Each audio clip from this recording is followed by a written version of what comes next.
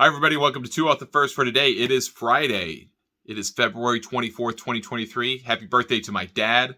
It is his birthday today. Very happy for him. And we get to celebrate this weekend. But we've got Friday for you here on Two Off the First. We are presented by our friends at French Lick Resort in French Lick, Indiana. We have two stories, as the name of the show implies. One related to a new event coming to the PGA Tour that I'm very excited about. And we'll kind of touch on actually another new event that could be coming that we haven't talked about in the show already that I think is also going to be pretty cool. And then we have some, I guess, major championship news, some LIV news, although I don't think it really means a whole lot. And then we'll talk about a ranking system very briefly that came up in a different podcast that I did that you may be interested in checking out. We'll refer to that a little bit later. So let's start the show with the new PGA Tour event that's coming. I think we talked about this in the fall, when we talked about the idea of a team event between the LPGA and the PGA Tour. And it has finally manifested itself. It's very exciting. And so it came out, formal announcement. Grant Thornton is the sponsor of this tournament. It's basically going to be 16 teams, men and women together. And it's going to be kind of like the old JCPenney Classic, if you are old enough to remember that. If you are not, it hasn't been around since like the 1990s, so I wouldn't blame you for not knowing it. You may not have even been alive for it. But this event will still take place out in the Naples area. I think it's a $4 million purse, $5 million purse, somewhere in that range. And it's a multi-year agreement. Grant Thornton's been a proud partner that label used to describe the Players' Championship sponsors. And so now they're putting their name on this, which is very exciting. It's really cool to be able to have that. I think there's still going to be some more feedback to come on exactly the format and tees that they play from. Because when Nelly Korda has played in it, she's played from the same tees as the PGA Tour players. Well, now that you've got an even split of LPGA and PGA Tour players, I assume they're going to find a tee box that's agreeable for all of the LPGA players to play from, and the PGA Tour players will play from a separate tee box. But that'll all be determined, and then there's other stuff with player input that is going to be coming out in the coming weeks and months probably. It's very exciting to have this finally. And I think the really interesting part of the news release about this, which is typically not interesting at all, but just kind of gives you basic information. But in this case, it said precedent building event. Didn't say precedent setting. It's not a precedent center, but precedent building, meaning get used to the idea of having a PGA Tour event and an LPGA Tour event together, whether that's a team event, whether that's two events at the same time, whether that's one event from different sets of tees, kind of like the Scandinavian mixed event on the DP World Tour and Ladies European Tour. We don't know what that looks like, but I think the term precedent building is really important in communicating that this isn't where it stops. And that's a really encouraging piece to me, that there is a world where this could happen. For an interview that airs on GNN Radio next week, we have Mike Flaskey, who is the former head of Diamond Resorts, and he was the guy that founded what is now the Hilton Grand Vacations Tournament of Champions on the LPGA. And I asked him, hey, do you see a world where there are co-sanctioned events between the PGA Tour and the LPGA Tour that aren't just these kind of challenge events that happen in the off-season? He said, absolutely, totally possible. Obviously, he has had the experience to show that it can be done and that it can be successful. He's done it more with a celebrity component involved, but I think he sees a world where you could have those two tours coming together in an event. And we've seen other examples of that, not only in the DP World Tour, but we've also seen that in Australia, on the Australasian PGA Tour. They've had an event series called the WebEx Players Series the last several years. And that series has featured men and women in fields together, similar to what they've done with the Vic Open, more widespread. But they've had multiple female winners this year. They have multiple female winners in back-to-back weeks, actually. And then Hannah Green won about a year ago as well. So they have seen some success with that. Women have proven that they can win in this format. And I think that is something that can be transferable to the PGA Tour and LPGA Tour. Do you find that right point on the schedule? When do you find that? I don't know. That's probably still to be determined. But I think there are some opportunities on the schedule. And the one that most people probably would look at is the Zurich Classic, because it is also a team event. And knowing the world of designated tournaments now, it's kind of in an awkward place on the schedule, because realistically, if you're going to have the portion of the West Coast swing that you have if Phoenix stays or doesn't, but Genesis is certainly going to be a designated event. You're going to have Arnold Palmer Invitational be one. You're going to have the Players be one. You're going to have the Masters be one. You've got a good lead up of designated events. So it's going to be hard to position this team tournament as something that players have got to play, especially the top players that get PIP money. So how do you figure that out? Maybe you bring in LPGA players, you split down the middle, 80 and 80, men and women, you make 80 different teams. That could be interesting. I don't know, but I would really like to see a legitimate individual event that's inclusive of the LPGA Tour and the PGA Tour. Just the rub the LPGA Tour would get from that, from the better TV window, the better TV coverage, better media coverage. It just all would be a tremendous help, but also a great opportunity to showcase how great the players on the LPGA Tour are to an audience that might not otherwise tune in to watch them. And I think that's really the key piece for the LPGA, is showcasing that talent in front of an audience that maybe isn't otherwise exposed to it. And you could even see it from the professionals who competed in the QBE, what is the QBE shootout, or was the QBE shootout this year, with Nelly playing. Well, he said, I mean, her swing is incredible. She's got tremendous power. It's something to behold. If they're impressed, then almost certainly PGA Tour fans that might not otherwise watch the LPGA will be too. So I'm very excited about this. It's a great development that it happened, and I'm looking forward to seeing it take shape. But that's in December. That's a long way from now. So hopefully we can find something in the coming years after going through this, maybe for a year or two, where the PGA Tour and the LPGA Tour can come together, common sponsor, common event. And again, they could be at the same time in two separate ones. It could be one with different tees. I don't know, but I think it's in the offing, and I think this is a big step in that direction. Also, some other news we haven't talked about in this show related to the PGA Tour schedule. It sounds like the PGA Tour is very close to having an event that will go to Myrtle Beach, South Carolina, starting next May. And if you kind of read between the lines of the reporting in the Post and Courier, which is in Charleston, that reporting seems to suggest this tournament is probably going to replace what is now known as the Mexico Open at Vidanta. That's just me reading into it. That is not a formal report on the matter. And I have some friends in the golf scene in Myrtle Beach, and they haven't really been able to give a whole lot of background on exactly where they would fall in the schedule or how that would all quite work out. But it's really exciting for people down in South Carolina. That part of the world is one of the fastest growing parts of the world, certainly in the United States, in terms of people moving there permanently. Myrtle Beach has changed tremendously. It's a place I probably spend 2-3 weeks a year, every year with my family. And it's a meaningful thing for the Grand Strand to potentially have a PGA Tour event. There are 2 or 3 really good venues. I think the Dunes Club, I think Barefoot Resort. You could probably go to TPC Myrtle Beach and do it as well. But you've got some options there that even if you wanted to make it a rotating thing, you could do a really good job with the event. Have a lot of people who are already kind of built in as spectators, whether they're people who are there for vacation or they're there and live permanently or what have you. But there's a big opportunity there. So it sounds like if you look at the schedule, right, and they say, oh, well, it's coming in May. And I know the Vidanta part of the schedule is in April right now, but they can move some things around on the schedule and probably get this South Carolina event, this next South Carolina event, because you already have Heritage at Hilton Head Island, which is not that far away from Myrtle Beach, a couple hours. But if you bring in this event, then you create kind of a southeastern swing around the Masters, because you've got the Masters, you've got Louisiana for the team tournament, you've got Heritage, you would have this, you would have the Charlotte area for the Wells Fargo, because that's not going anywhere, and then you would kind of make your swing over to Texas a little bit around the PGA Championship, where you would have the Nelson and Colonial, and then you would get into that rush toward the U.S. Open. So that sounds like it's coming together.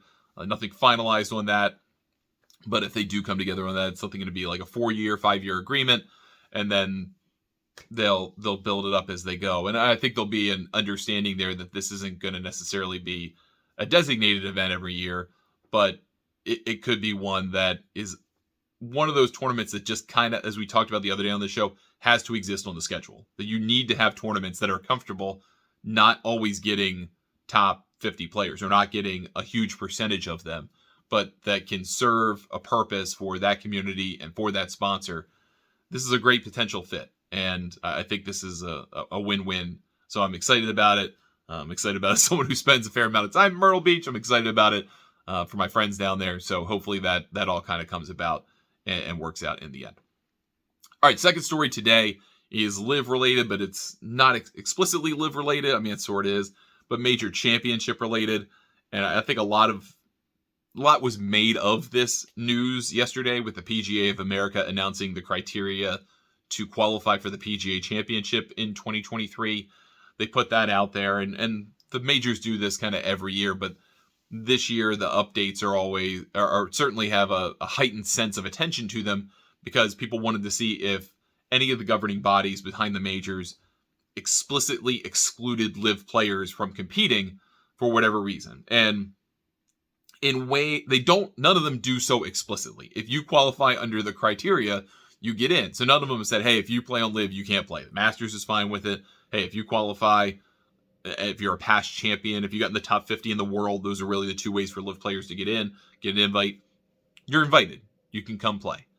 Same thing for the PGA Championship, which was the last to announce, even though it's the second major. And they said, look, if you qualify, you can play. The question mark is, can you qualify under the criteria? Because all of the criteria are slanted toward existing tours, and specifically toward the PGA Tour and the DP World Tour. And they want to have the best players in the world, and they typically wind up bringing invitation criteria out to round out the field of the top 100. Well, does that mean all of the LIV players who are in the top 100 get an invite? Not necessarily, but they could meet the criteria, but they might not. So I think there's some wiggle room in that statement, even though a lot of folks ran with, hey, LIV players can play all four majors. Yes, they can. And I think that was the game plan all along, to create criteria that LIV players could conceptually satisfy, but not necessarily do very easily. I'll give you an example. So the Open Championship has the Open Qualifying Series. They have a series of, 10 tournaments, something like that run between different tours, PGA Tour, DP World Tour, Asian Tour, Sunshine Tour, I believe, also ANZ.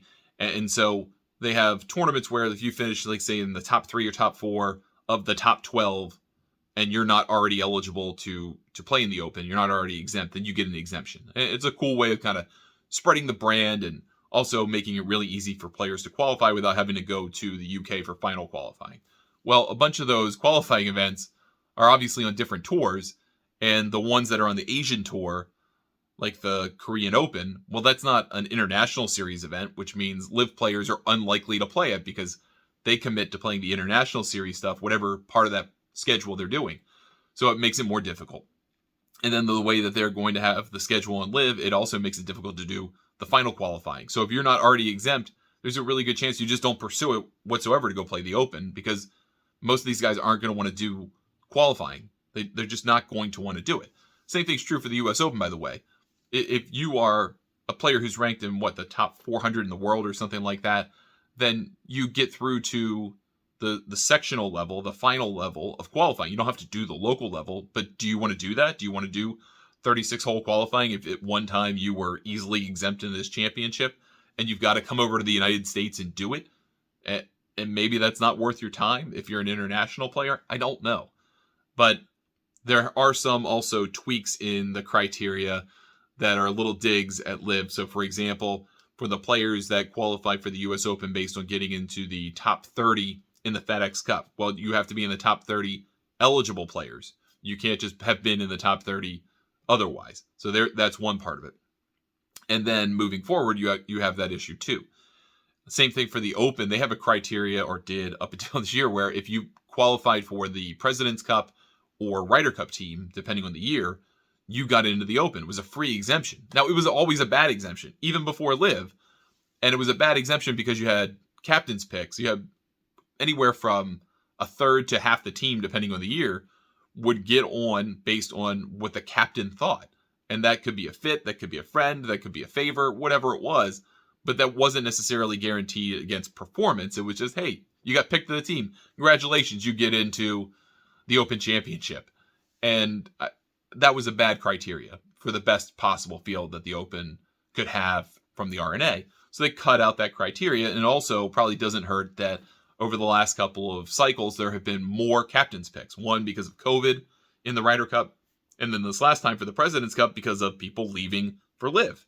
Well, now some of those players who were on the International President's Cup team also went to LIV. So Mito Pereira and Sebastian Munoz, they both went and moved on. Well, that means now they're not eligible for the Open Championship through this criteria. So that has been closed. Now, Mito still gets in all 4 majors this year because he finished inside the top 4 at the PGA Championship. So he's getting into everything. But in future, this is going to take it away. So there's not going to necessarily be an incentive if LIV's still around to play in a team competition and then defect. So I think they also wanted to kind of take that out of it, take out the incentive to play in a competition like this for whatever reason and then walk away, and that kind of be your marker. Almost kind of like a Senior Bowl kind of thing. Like, don't play in this if you're going to turn pro. Like, just go skip it and go get ready for the NFL draft. Kind of similar concept working here with this exemption criteria. Like, look, you're not going to get into the majors because of being on this team anymore. So if you're going to go ahead and make that change, and don't worry about the exemption criteria. You're going to have to figure out some other way. And I actually appreciate that. But it was interpreted, and I think fairly so, as a slant at some LIV players. But it also doesn't affect enough of them where you can go, oh, yeah, that's definitely a dig at LIV. It's just like a mini dig, a little bit of a dig. And so that kind of segues into the official World Golf Ranking and segues into something called the Sports Illustrated World Golf Ranking, which has been unveiled by the folks at Sports Illustrated and in transparency. A couple of years ago, I talked with them about bringing Golf News Net's website and platform over to theirs. Didn't work out. No hard feelings there whatsoever. And since then, they've brought on Morning Read, which they have then purchased and absorbed and made SI Golf. And it's doing its own thing now. And as part of that, they have done a fair amount of LIV coverage. They have a relationship, the parent company does, to Greg Norman's brand. So there is a kind of relationship with LIV there. And they've created their own version of a world ranking system. And it feels like this is something that's increasingly come up because I've heard about the SI World Golf Ranking. I've heard about another one called the Universal, I think it is, Golf Ranking, which has its own take on, as a version of like the Sagarin rating, which is based on individual performance against other individuals, win-loss records, and I have my own sets of issues with that. But nevertheless, that system, those systems exist. And the SI system came out and it's been skewered. I mean, I did a long-form 40-minute podcast, if you are interested in that kind of thing, on the 19th Hole Golf Show, explaining my issues with the ranking and what came up with it. But it boils down to a couple of different things. And some of it is obviously the natural business relationships that are at work here, right? I mean, the relationship between SI's parent company and Authentic Brands and Greg Norman's brand, that creates a conflict of interest there. And then also having the sponsor of that be LA Golf, and LA Golf makes shafts and components, and they started making golf balls. Well, 2 of their player ambassadors are LIV guys, Dustin Johnson and Bryson DeChambeau.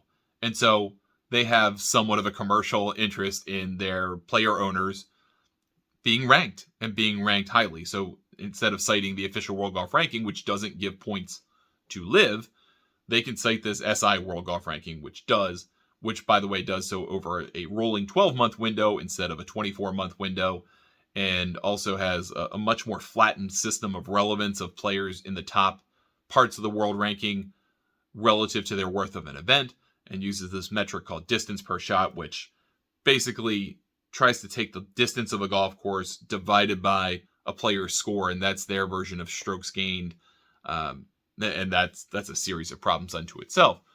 But we now have a system where the official World Golf Ranking, and I think this is fair to say, doesn't really rank every player very well, but it also doesn't rank the players very well that are in LIV specifically. So you're talking about 48 players. Well, many of those 48 players really aren't particularly pertinent to the official World Golf Ranking. And so do you kind of concoct a system? Do you have to upend a system that you've already created and you just modified last summer, modify it again to account for a completely different brand of tournament golf that's 54 holes and has no cut? And I don't know that the official World Golf Ranking has an interest in doing that or has an imperative to do that, frankly, because you've got this international series, you've got the Asian Tour, the LIV players may be able to go compete on the DP World Tour, depending on what happens with an arbitration hearing that happened recently this month in the United Kingdom. So the system may still be able to work itself out, and you just kind of say, look, if you're playing in these LIV events, you just don't get anything. There's no value to the world ranking, but you can play in these other events. And meanwhile, this alternative system is kind of designed to try to prod the world golf ranking folks into including LIV. And I don't think it's really going to do that. The OWGR folks, the board of the OWGR is the PGA Tour, the DP World Tour, and the people who run the Masters, the US Open, the PGA, and the Open. They are perfectly comfortable using the system as it exists to identify players to qualify. And they would rather not use it at all than use another ranking system. And that's because they've lent this support to it for the long haul. And I don't think that's going anywhere. So for the idea that there might be an alternative system to come out that can then be used to determine major championship fields and things like that, that's not coming. That cavalry is not coming. So there's going to have to be some kind of reckoning at some point. And we've talked about this for more than a year now. At some point, does who blinks? Or does no one blink? And we just keep doing this for a while. And every time there's a major, we go, how many LIV guys qualified? But if you look at a spreadsheet of who was eligible for each major from LIV last year and who's eligible for it this year, it's like a third of them that were eligible are now eligible. It's like 10. So, and that's pretty much it. I think the rest of the golf world is comfortable with that. That is what it is. If you won a major, if you got yourself into the top 50 in the world some fashion, all right, then you're in. You earned your way. But the system is set up now that you got to do something extraordinary if you're on LIV to be able to earn a spot in the major championships. And maybe that's worth it for a nascent tour that, again, plays a different brand of golf than a lot of folks have traditionally accepted as the right way to determine the best players in the world. That's going to do it for us today on 2 Off the First. Thank you so much for watching or listening to the show. If you listen to us through a podcast platform, it'd be great if you give us a 5-star review, leave a comment, helps us reach more people. If you're watching through YouTube, be sure to smash that like button, give us a subscription, helps us reach more people there as well. And if you're catching us any other way, hey, thanks for doing that. We appreciate your time each and every episode that you catch us on 2 Off the First. We will be back on Monday. We'll have a review of the Honda Classic. We'll talk about the Honda LPGA Thailand, Hero Indian Open. We'll touch a little bit on what happens with LIV, and we'll bring it all together for you in a nice, convenient package starting on Monday. I'm Ryan Ballingy. Thank you for watching. We will talk to you next time on 2 Off the First. Happy birthday, Dad.